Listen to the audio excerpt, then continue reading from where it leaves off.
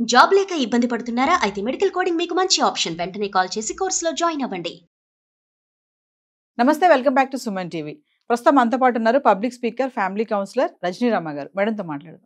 నమస్తే మ్యామ్. నమస్తే నవీన. మ్యామ్, ఈ రోజులో చూసుకుంటే 60 ఇయర్స్ 70 ఇయర్స్ 80 ఇయర్స్ పైన పడిన వాళ్ళు, అంటే పిల్లలంతా సెటిల్ అయిపోయారు, వాళ్ళకి ఇంకా మనవాళ్ళు మనవరాలు అందరూ కూడా ఒక స్టేజ్ లో ఒక దగ్గర ఉంటున్నారు. వీళ్ళు కొంచెం ఎలోన్ అయిపోతున్నారు ఆ ఏజ్ లో. అంటే వీళ్ళ దగ్గర ఎవరు ఉండరు కదా, వాళ్ళ ఉద్యోగాలు, పిల్లలు, స్కూళ్ళు, చదువులు అవన్నీ కూడా వీళ్ళు రమ్మంటే మా దగ్గర ఉండండి అంటారు, కానీ వాళ్ళు వచ్చి వీళ్ళ దగ్గర ఉండరు.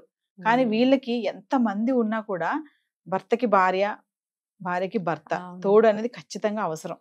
ఎంత మంది ఉన్నా, పిల్లలు ఉన్నా, మనవలు ఉన్నా, చుట్టాలు ఉన్నా కూడా. ఎందుకంటే కొన్ని ఉంటాయి పర్సనల్ గా కూడా, అది ఎలా అన్నా తీసుకోవచ్చు మనం, వాళ్ళ అవసరమే అనుకోవచ్చు, అది రొమాన్సే అనుకోవచ్చు, ఏది అనుకున్నా కానీ ఇప్పుడు కొంతమంది ఏంటంటే ఆ వయసులో కూడా మాకు తోడు కావాలి ఖచ్చితంగా, మా ఆవిడ లాంటి అమ్మాయి నాకు కావాలి. అమ్మాయి అమ్మాయి అంటే ఇక్కడ మన అమ్మాయి అనుకోవడానికి ఏం లేదు, మా ఆవిడ లాంటి ప్రేమగా చూపించే అమ్మాయి నాకు కావాలి. కావాలంటే వాళ్ళకి మేము ఆస్తిపాస్తులు ఉన్నాయి రాసిస్తామని కూడా ముందుకు వస్తున్నారు కొంతమంది. 60s లో ఉన్న వాళ్ళు, 70s లో ఉన్న వాళ్ళు కూడా. అంటే ఒక్కసారి వాళ్ళ గురించి మాట్లాడుకుందాం మేడం. చాలా మంది బయట విమర్శ ఏంటంటే వీళ్ళకి ఇప్పుడు తోడేంటి, అవసరమా ఈ వయసులో అని కన్న బిడ్డలే అంటున్నారు వాళ్ళని. మరి అలాంటి వాళ్ళకి ఏం చెప్తారు మీరు? వీళ్ళ గురించి ఒకసారి మాట్లాడు. ఇందులో నాకు 2 సైడ్స్ నేను చెప్తానండి. ఫస్ట్ చూసుకుంటే, ఎప్పుడైతే పార్ట్నర్ చనిపోతారో అప్పుడు ముఖ్యంగా ఆడవాళ్ళు భార్యలు చనిపోతే మగవాళ్ళు జీవించడం ఒక గంట కష్టం అవుతుంది. ఇంకా సంవత్సరాలు గడపాలంటే వాళ్ళకి ఇంకా వేరే నరకం అనేది ఉండదు. ఎందుకనంటే ఇప్పుడు ప్రెజెంట్ జనరేషన్ కాదు, ఎఫెక్ట్ లేదు దీనికి. పాతకాలం చూసుకుంటే వాళ్ళు ఒక 40 సంవత్సరాలు, 50 సంవత్సరాలు, 60 సంవత్సరాలు కాపురాలు చేసిన వాళ్ళు ఉంటారు. చిన్న వయసులో పెళ్ళిళ్ళు అవుతాయి వాళ్ళకి. అబ్బాయిలకు కూడా ఆ రోజుల్లో 16కి 17కి పెళ్ళిళ్ళు అయ్యేవి. సో చూసుకుంటే వాళ్ళకి అన్ని సంవత్సరాల వైవాహిక జీవితం అనుభవాలు ఉంటాయి వాళ్ళకి. అన్ని సంవత్సరాలు కలిసి ఉన్న తర్వాత, ఇందులో మళ్ళీ నేను ఇంకొక పక్కకి తీసి ఇంకొక పాయింట్ చెప్తా. ఈ భర్తలు ఆ భార్యలను ఎలా చూశారనేది మనకి పక్కన పెట్టాల్సిందే. ఎందుకనంటే వాళ్ళు సంతోషమే పెట్టారా, దుఃఖమే పెట్టారా, ఏడిపించారా, కొట్టారా అని మనకు తెలియదు. అలాంటి వాళ్ళు లేరండి, ఉన్నారు కదా. అయితే అలా ఒకవేళ అలా బాధలు పెట్టిన హస్బెండ్స్ ఉన్నా కూడా ఆ భార్యలు వాళ్ళకి ఎన్ని సేవలు చేసి ఉంటారు. స్టిల్ మా జనరేషన్ వరకు మేము కూడా అన్నీ అందిస్తూనే ఉంటాం ఈ రోజుకి కూడా. ఇవాళ ఇక్కడ కుర్చీలో కూర్చొని మాట్లాడుతున్నాను కదా అని ఎవరు అనుకోవటానికి లేదు. ఇంటి దగ్గర A to Z నేనే చేస్తాను, తీసుకెళ్ళి అందిస్తాను. ఏ మూల ఉన్నా, ఎక్కడున్నా, కాలు నొప్పి పెట్టనివ్వండి, చేయి నొప్పి పెట్టనివ్వండి, ఇంట్లో మేడ్ రాకపోనివ్వండి, ఏదైనా సరే. అలా వాళ్ళు వచ్చి ఒకవేళ తీసుకోవచ్చు కదా అంటే వచ్చి తీసుకున్నా కూడా నాకు తృప్తి అనిపించదు. ఎందుకంటే ఇక్కడ ఈ సబ్ కాన్షియస్ మైండ్ లో ఉండిపోయింది. చెయ్యి ఆటోమేటిక్ గా, కాలు ఆటోమేటిక్ గా వెళ్ళిపోతుంది. ఒకవేళ వాళ్ళు వచ్చి తీసుకున్నా మనకేంటి అసంతృప్తి, వెల్తిగా అనిపిస్తుంది. అంటే వాళ్ళు మనతో ఎలా అన్నా ఉండనివ్వండి, మంచివాళ్ళు అవనివ్వండి, మనల్ని బాధించే వాళ్ళు అవనివ్వండి, ఈ పని అనేది గత ఇన్ని సంవత్సరాల నుంచి అలవాటు అయిపోయింది కాబట్టి వెళ్తూనే ఉంటాం, చేస్తూనే ఉంటాం, వాళ్ళు ఎలాంటి వాళ్ళైనా కానివ్వండి. సో వాళ్ళేంటి ఇంత సేవలు చేస్తున్నా సరే, ప్రేమించే భర్త ప్రేమించాడు, తిట్టే భర్త తిట్టాడు, తిడుతూనే ఉన్నాడు చనిపోయేదాకా. మరి ఇంకా కొంతమంది 80 ఏళ్ళు వచ్చిన భార్యలను కొట్టేవాళ్ళు ఉన్నారు. కొట్టారు, నాకు తెలిసి ఇప్పుడుకున్నారు ఇంకా. మరి కొడుతున్నారు. 80 ఏళ్ళు నీకు వస్తే భార్యకి కూడా 5-6 ఏళ్ళు 4 ఏళ్ళు తేడాతో ఆవిడకి అంతే వయసు కదా. మరి ఆవిడ దెబ్బలు తినే వయసా? నీకు కాళ్ళు చేతులు ఇట్లా ఊగుతున్నా సరే నువ్వు కొట్టగలుగుతావు, ఎలాగో దెబ్బ వేస్తావు. ఆ దెబ్బ తినే ఓపిక ఆవిడకుందా? మరి ఆ రోజుల్లో వాళ్ళు ప్రేమించినా, ముద్దు పెట్టుకున్నా, విసురుగొట్టినా అలా అలా అన్నేళ్ళు కాపురం చేసుకుంటూ వచ్చారు కాబట్టి, కష్ట సుఖాలు ఏమన్నా వచ్చినా సరే ఇష్టానో కష్టానో మాట్లాడుకున్నారు కాబట్టి. ఎందుకనంటే కొంతమంది భర్తలు షేర్ చేసుకోరు భార్యలతో, సింగిల్ నిర్ణయాలే ఉంటాయి, చెప్పరు, ఏం చెప్పరు. వాళ్ళు నిర్ణయించిందే ఇంట్లో జరగాలి. ఫలానా సంబంధం తీసుకొచ్చాను, అబ్బాయికైనా అమ్మాయికైనా చేయాల్సిందే అంటే పిల్లలు ఏడుస్తారమ్మా, నువ్వు చెప్పమ్మా నాన్నకి, నాకు ఇష్టం లేదంటే కూడా ఆవిడ రికమెండేషన్ అక్కడ పనిచేయని కుటుంబాలు చాలా ఉన్నాయండి. ఆయన మాట చెల్లాలి, ఆ సంబంధం చేయాల్సిందే, చచ్చినట్టు నోరు మూసుకుని కాపురాలు చేయాల్సిందే. ఇప్పుడులాగా అప్పుడు విడాకులు లేవుగా, ఒక 40 సంవత్సరాల క్రితం. మరి ఆ రోజుల్లో ఆ పెళ్ళిళ్ళు చేస్తే చచ్చినట్టు పడి ఉండాల్సిందే అని, ఇంక్లూడింగ్ మాలాంటి వాళ్ళం కూడా. కాబట్టి చెప్పిన సంబంధాలు చూసుకుని చేసుకోవాల్సిందే. అంటే అలాంటి భర్తలు కూడా ఉన్నారు. మళ్ళీ ఏమో మన అబ్బాయికి ఏ సంబంధం చేద్దాము, ఇది బాగుంటుందంటావా, అమ్మాయికి నీ లక్షణాలు ఉంటే బాగుంటాయి కదా అని సంప్రదించిన భర్తలు కూడా ఆ రోజులు ఉన్నారు. అంటే అలాంటి వాళ్ళు, ఇలాంటి వాళ్ళు, ఎలాంటి భర్తలు ఉన్నా సరే ఆ భార్యలు అనేవాళ్ళు వాళ్ళతో జీవితం సాగించారు, ఆ భర్తలు కూడా ఆ భార్యలతో జీవితాలు సాగించారు. కాబట్టి ఆ బాండ్ అనేది స్ట్రాంగ్.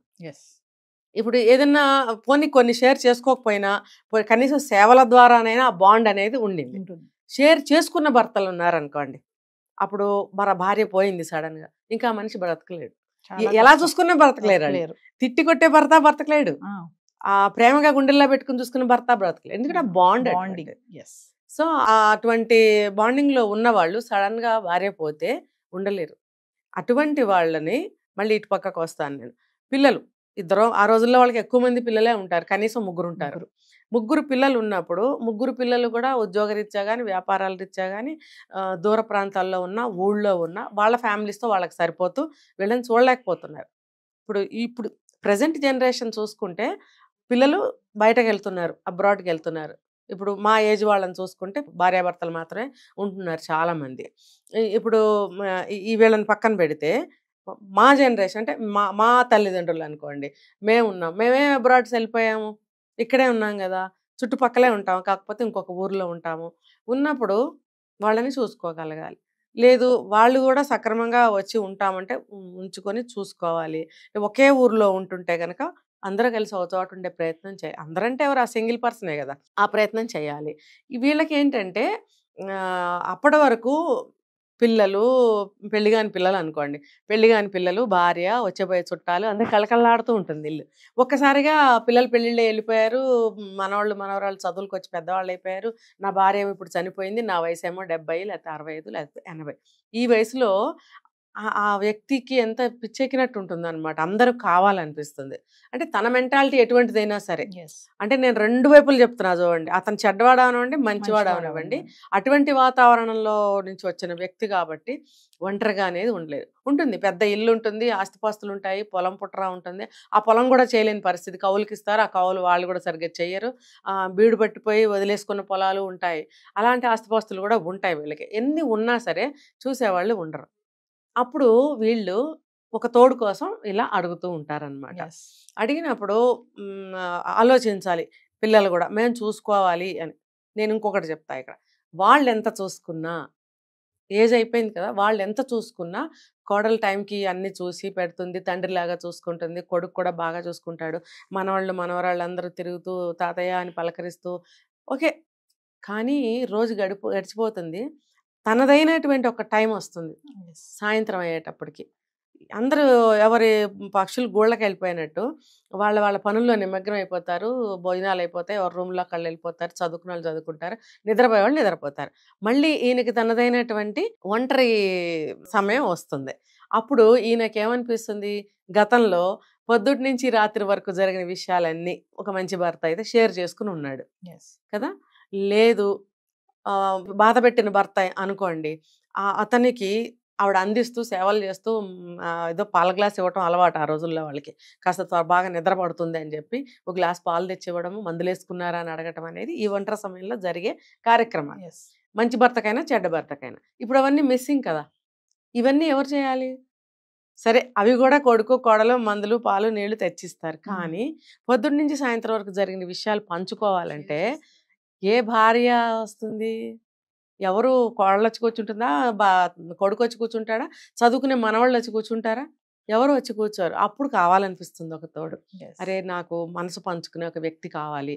దాన్నే ఏమంటారంటే తోడు అంటారు. మగవాడికేమో తోడు అంటారు, ఆడదానికేమో నీడ అంటారు. తోడు నీడ. తోడు అనేది ఇద్దరికీ అవసరమే, ఆడదానికి ఇంకా నీడ కూడా అవసరమే. కాబట్టి ఈ అవసరం కోసం పెళ్ళి అనేది అడుగుతున్నారు వీళ్ళు. ఊరికే వచ్చేసి ఒక ఆవిడని ఇంట్లో పెట్టుకుంటే తప్పు కదా అది.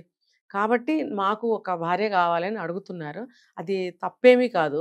ఇంకోటి ఫ్యామిలీ సభ్యులు కూడా ఆ రకంగా ఆలోచించగలగాలి. ఆయనకి మనసు పంచుకోవడానికి పక్కన ఒక ఒంటరిగా పడుకోలేరు, రాత్రిపూట ఏదైనా ఇబ్బందులు వస్తాయి, దగ్గు వస్తుంది, లేకపోతే గబుక్కుని గుండెల్లో పట్టినట్టు అవుతుంది, బాత్రూమ్కి లేవాలంటే తూలు వచ్చి పడిపోవచ్చు.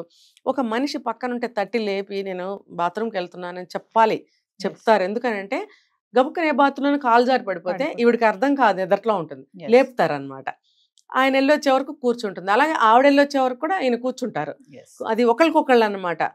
అప్పుడు మిగతా సభ్యులకి తెలియజేస్తాం, అయ్యో పడిపోయారు ఆయన రండిరా అని పిలుచుకొస్తారు, ఆ తోడు కోసం అనమాట. కానీ పిల్లలు మేడం, ఇప్పుడు జనరేషన్ వాళ్ళకి ఇలాంటివన్నీ కూడా, ఇప్పుడు మీకు అవసరమా పెళ్ళి, పిల్లలు ఉన్నారు కదా, మనవాళ్ళతో ఉండొచ్చు కదా, ఇప్పుడు పెళ్లి చేసుకుని మీరు ఏం చేస్తారు అనే ఒక క్వశ్చన్ మార్క్ వస్తుంది కదా. అంటే వాళ్ళకి అసలు అవును. పెళ్లి అనేది వాళ్ళు ఎందుకు అడుగుతున్నారు, వీళ్ళు ఎందుకు వద్దంటున్నారు, అంటే వాళ్ళ పిల్లలు ఏం కోరుకుంటున్నారు పెళ్లి అంటే? అది వాళ్ళు నెగెటివ్‌గా ఆలోచించడం వల్ల వస్తుంది. రెండోది చెప్పనా ఆస్తులు. ఆస్తులు పోతాయేమో అని భయం. చూడండి ఏది కూడా నేను ఒకసారి చెప్పాను. ఈ విశ్వంలో ప్రేమ అనేది ఊరికే రాదండి. ఇచ్చి పుచ్చుకోవాలి ఏదైనా సరే. ఏదైనా సరే. మనం ప్రేమగా ఎందుకుంటాం? ఇప్పుడు వాళ్ళతో మనకొక పనుంది. లేకపోతే వాడు బాగా చదువుకుని ఒక స్టేజ్‌కి రావాలి. మనం ప్రేమగా చెప్పాలి. లేదు ఎవరన్నా వచ్చారు మన ఇంటికి. వాళ్ళు కొంచెం సేపే ఉంటారు. కొంచెం ప్రేమగా మంచిగా మాట్లాడి మంచిగా పంపించాలి. ఇట్లా విశ్వంలో ప్రతి ఇద్దరి మధ్యన కూడా ప్రేమతోనే ప్రతి పని ఉంది. ఊరికనే అంటే ఎవరు కూడా రాంగ్‌గా అర్థం చేసుకోకూడదు. ఈ ప్రేమ అనేది ఏ అవసరం లేనిదే ప్రేమ అనేది పుట్టదు. ఇప్పుడు ఇద్దరు వ్యక్తులు ప్రేమించుకుంటారు. ఎందుకు ప్రేమించుకుంటారు? తనని నేను పెళ్లి చేసుకుంటే నా జీవితం బావుంటుంది. నేను ఈ అమ్మాయిని చేసుకుంటే, నేను అబ్బాయిని చేసుకుంటే మా జీవితాలు బావుంటాయి. అనేది ఒక అవసరం కదా అది.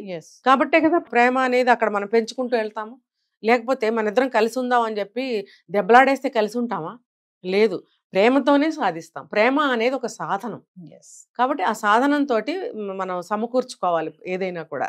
ఆ ప్రేమ లేనిదే దేన్ని కూడా సాధించాలి. అలాగే వీళ్ళు కూడా ఈ పిల్లలనేవాళ్ళు అర్థం చేసుకోవాలి. తర్వాత ఈ ఆస్తిపాస్తుల దగ్గరకొస్తే కొంత ఆస్తి అనేది ఆశ ఉంటేనే అవతల వాళ్ళ ఒక ఆవిడని చేసుకోవాలి. ఆవిడ తరఫున ఎవరో ఫ్యామిలీ ఉంటారుగా. ఖచ్చితంగా. మా ఇంట్లో స్త్రీని ఇంకో ఇంటికి పంపిస్తున్నామంటే వాళ్ళు ఎలాంటి వాళ్ళో మనకు తెలీదు. ఇప్పుడు నేను చూశాను ఒక చోట, నాకున్న ఆస్తిలో కొంత భాగం ఇస్తాను, కొంత అంతా ఇవ్వను అని ఒక ఆయన చెప్పడం నేను విన్నాను. అంటే అవతల వాళ్ళు కూడా వాళ్ళ స్త్రీని ఇంటికి పంపించాలి అనంటే కొంత ఏదన్నా సెక్యూరిటీ అనేది చూస్తారు. లేకపోతే ఆ వయసులో ఆవిడ ఆస్తులు ఏం చేసుకుంటుంది? ఒక సెక్యూరిటీ అన్నమాట.